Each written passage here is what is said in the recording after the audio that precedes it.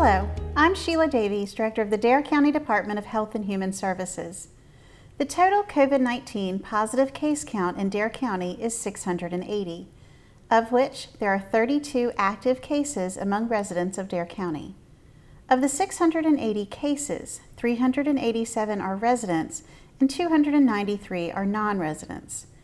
Currently, 3 residents remain hospitalized due to COVID-19 complications. Since the last Dare County Department of Health and Human Services update issued Friday, October 23rd, there have been 13 new positive cases. Of these 13 cases, 8 are residents and 5 are non-residents. The Dare County website has already been updated to reflect these cases. Of the 8 resident cases since Friday, October 23rd, 4 of the cases are not connected. 3 are symptomatic and 1 is asymptomatic. It is unclear how these individuals acquired the virus. 4 of the cases are connected. All are symptomatic and acquired the virus by direct contact with an individual whose positive test result was reported on 10/20. Of the 5 non-resident cases since Friday, October 23rd, 1 individual is symptomatic and acquired the virus by direct contact with an individual whose positive test result was reported on 10/22. 1 individual is symptomatic and acquired the virus by direct contact with an individual who tested positive outside of Dare County.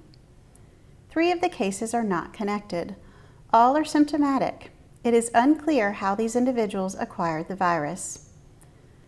Contact tracing has been completed on 11 of the new cases, and direct contacts provided by these individuals have been identified, notified, and directed to quarantine for 14 days from the last date of exposure with the positive case.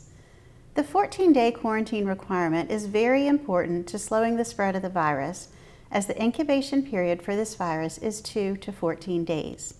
We are working with the other 2 individuals to identify and notify their direct contacts.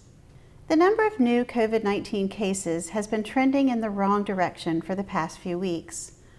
While we are seeing cases continue to grow from direct contact, we are also seeing a rise in cases from community spread. While not connected, 3 of the new cases reported over the past couple of weeks shared that they had recently attended a wedding. 4 cases had recent air travel, and 6 had participated in social gatherings.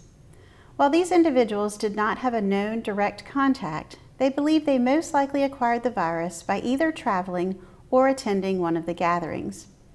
We know interacting with others outside of your household increases your risk of exposure.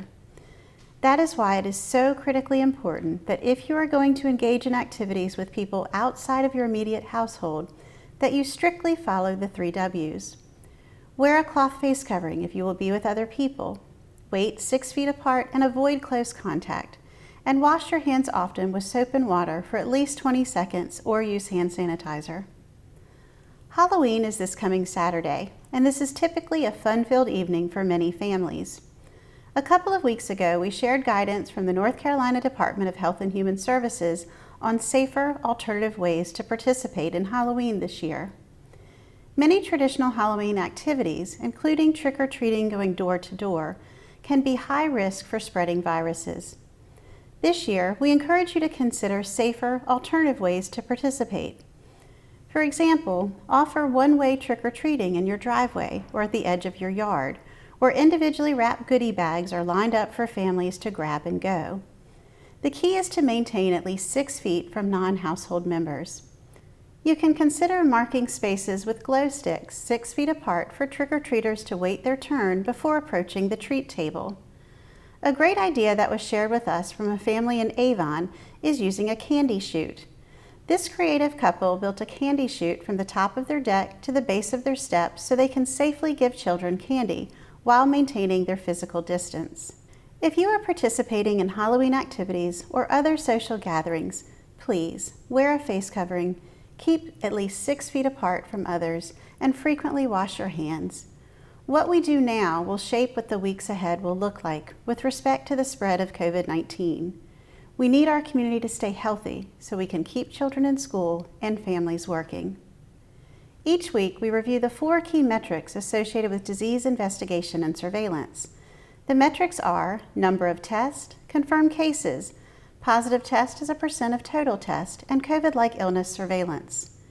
This past week, there were 747 COVID-19 diagnostic tests performed in Dare County. This brings the total number of tests performed since early March to 15,706.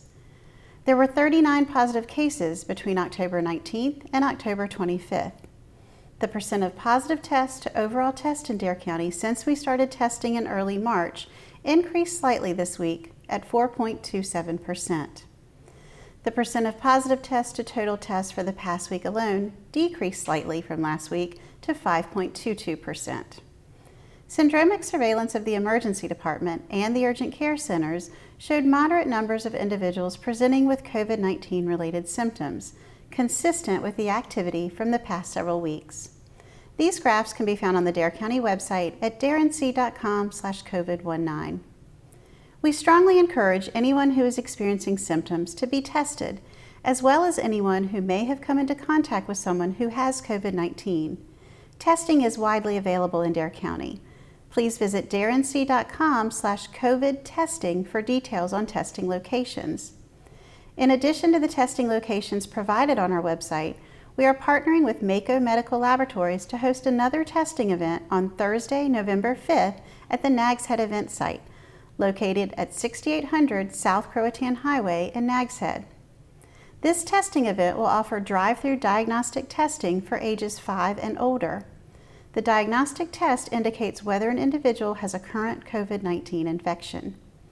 If you have questions about testing or locations, please visit darenc.com/COVID-testing. To schedule an appointment for the November 5th testing event, please call the COVID-19 call center, open Monday through Friday from 8:30 a.m. to 5 p.m. at 252-475-5008.